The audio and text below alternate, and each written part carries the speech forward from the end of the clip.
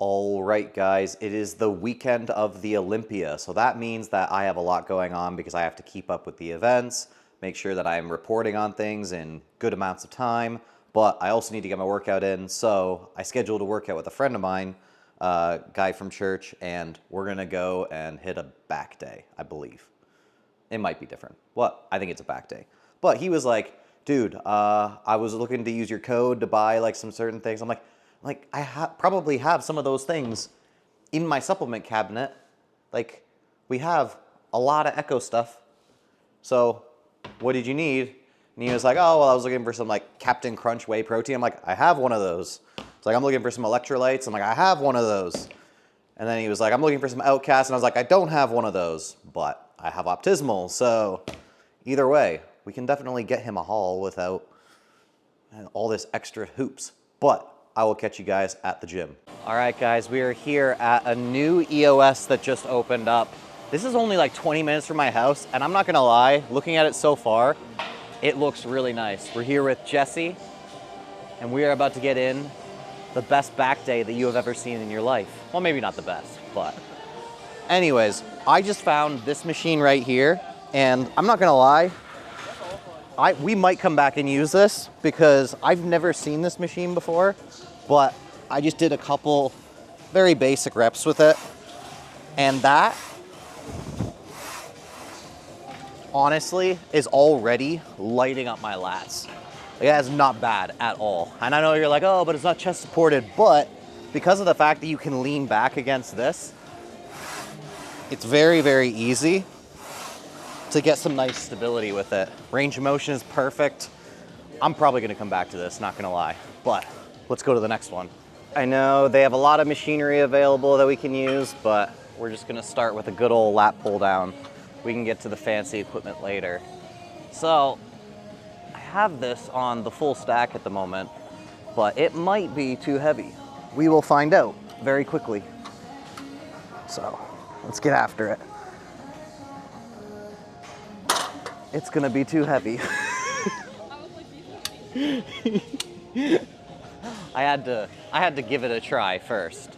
Or maybe I'm just a girl, and that's why I can't move that much weight. All right, let's do this.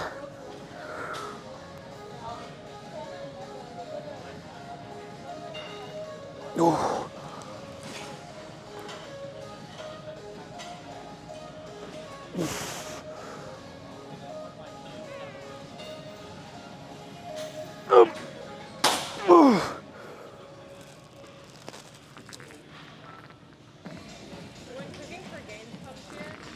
Okay. Oh, feels good. Let's increase the height of this.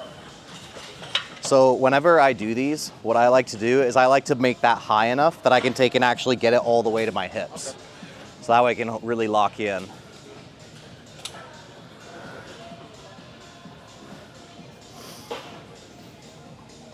Hey, check that out. He's got the TNF straps. Oh, no ring. It's all right. I lost my other one, so I'm using two different straps right now. Nice. Good. All right, put it back up. Like, put it back up. Leave it. It's too light for you. It's too light for you. You can do more weight than that. So go ahead, take a bit of a rest, and then we'll increase the weight. Let's go up 2.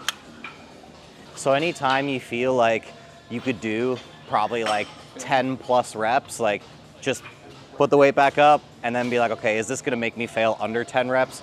Probably gonna be a better range for you. Now we're gonna hit a high row, getting a little bit of the traps and the rhomboids, but I like this machine. The only issue I have with this machine is that I don't like that these are on separate tracks. So you basically have to like pull with the same force with each arm, which isn't necessarily a bad thing, but at the same time, it does lead to it. If you have one side that takes over a little bit, maybe you pull a little bit unevenly. I do like it when they both move back at the same time, but it's definitely not a problem, or I should say not a big enough problem for me not to be able to get really good work out of this machine. So, enough talk. Let's fight. Kung Fu Panda.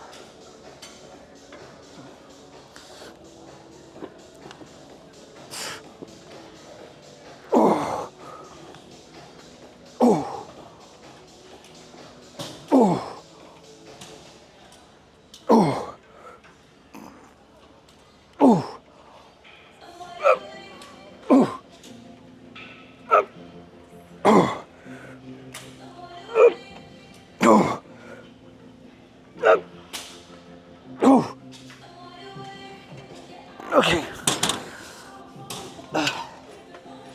And you have to do a few more reps than I want to, but hey, for 1 or 2 sets, not too bad.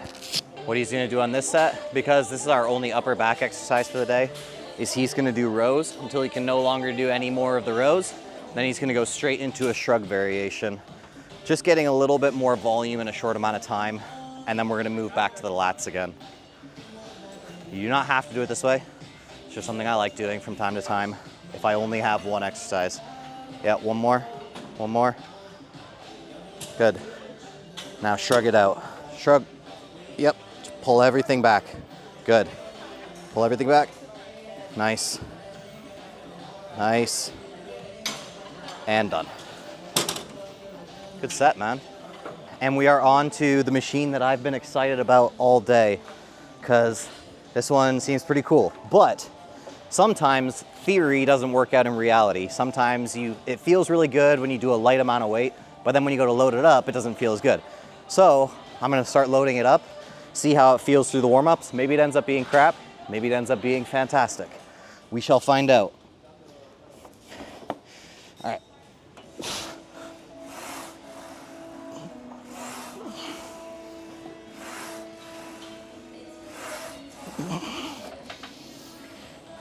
Well, if that's any indication, I think it's gonna be pretty good.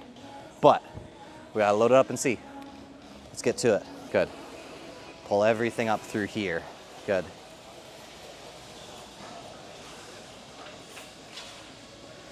How much weight you think you're gonna want? For a weight that you would get for 5 to 6-ish reps. It's close enough. We'll just toss it on top. Next thing we're gonna hit is preacher curls. Now, this machine is a little bit awkward in terms of resistance profile. So if you ever find a preacher machine that's like a little bit strange in the way that it works, spend some additional time like I did. I spent like 5 minutes just figuring out the leverages of it before going into a full-on working set. And then I figured out where the leverages worked best. And then what I'm gonna do is I'm only gonna stay from about here down to here, because it does get a little bit heavier as you get to the top, and it gets a little bit awkward too. And really, once you get up here, you're probably starting to shift some of the emphasis of the muscle groups that you're working. So staying down here, we're getting the position for the biceps just a little bit better. It's really the only purpose behind it, but like if I stayed out here, I noticed that it didn't work very well. So what I'm gonna do is I'm gonna put my elbows here and then start into the set.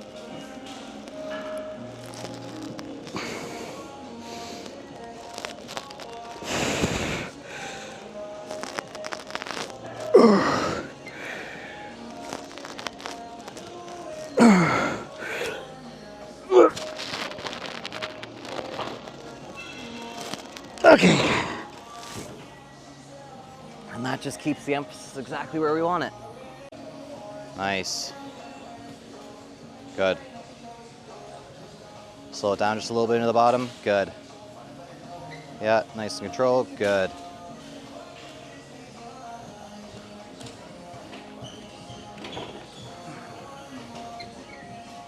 Why'd you stop? I was getting too many already. I was doing like 10. So you're gonna. So that's not a working set. Okay, that's fine. That's fine. I thought he was gonna call that a working set. Whew, we're about to have some issues. All right, and this will be our last bicep exercise for the day. I'm just basically trying to even out any possible imbalances that I might have. I feel like my right arm is a little bit stronger than my left. So all we're gonna do, exact same machine, just single arm. And we'll go straight into the right simply because of the fact that it is weaker. So I don't need to be taking as long of a rest between.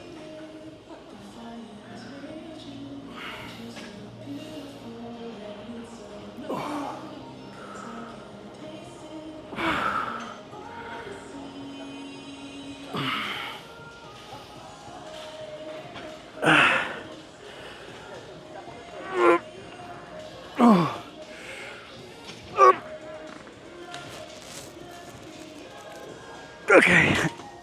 Oh, straight in.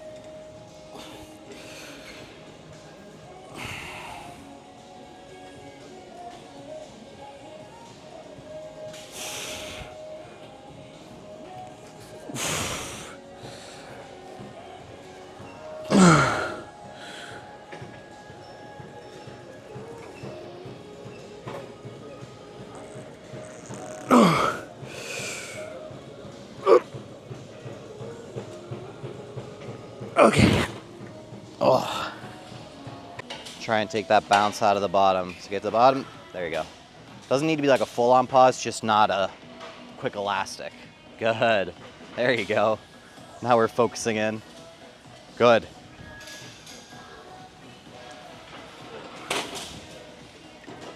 See? Pick a heavier weight. Yeah. You fail when you fail. All right, and we're gonna finish off with some TNF Classic rear delts. Obviously, this is not, I'm not the only person to have ever done this before, but this is an exercise that somebody lovingly called the TNF Classic like 2 years ago or so. And all that is just lean forward, pec deck, and then a lot of times, and this I was just talking to Jesse about this, is people, they choose a weight on the rear delts that is very light because they feel like they're not doing a full range of motion if they can't pull everything all the way back. Problem is, the only thing you're proving when you're able to pull all the way back like this is that your traps and your rhomboids are coming in. It's like, that's not really important for this. We're just trying to work the rear delt, and the rear delt will work through this entire range right here. So pick a weight that's heavy enough that you're going to be working through this range and still be able to fail in a relatively low rep range at that point. Jeff Nippard just made a video recently where he was like, my rear delts like aren't as good as they used to be, so I'm gonna be doing higher reps to make sure that other muscle groups aren't coming in. It's probably not necessary. I'm not saying that like he doesn't have good ideas, but like that in and of itself is not something that you need to do. The rear delt will work regardless, especially when it's starting from out here and working through here. That's gonna be pretty well all rear delt. There's really only a trap and rhomboid involvement to a significant extent when you start pulling all of this back. So it honestly kind of makes a little bit more sense to go a little bit heavier. But enough yapping, let's get to a set.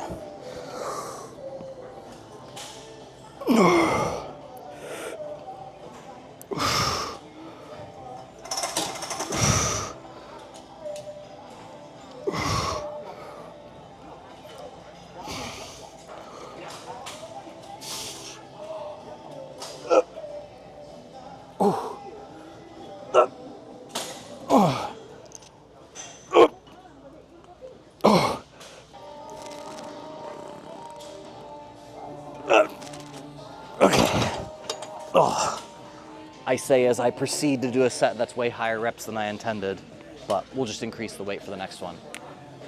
Control. Good control. Beautiful. Beautiful. Oh, no, no, no, no. Keep going. Keep going. That work in the bottom is still work. There you go. Good. That is 2 extra reps that are going to stimulate growth. Good stuff. So we are back home from the workout. It's a good workout. Great workout. And also the Olympia is this weekend, so that's been pretty fun. I just did my analysis on 212 prejudging, and holy crap, Keon Pearson is the best bodybuilder division for division in the world right now.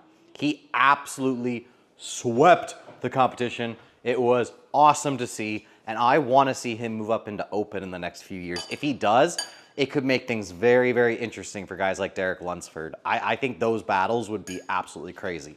But we got our meal, beef and broccoli, as always. I got to get some client work done, and then we're going to be doing more updates when it comes to the Olympia. It'll be fun. See you later. All right, so we got a problem. I want to watch the Olympia, but it's in Vegas, which means that it starts in like half an hour or so. Wait, half an hour? Like an hour. And then add to that the open prejudging is not till the end of that. It's going to be like 1 o'clock in the morning. I'll probably stay up. But it just kind of sucks. I'm old. My bedtime's like 8 p.m. I can't be up till 1. Completely messed me up.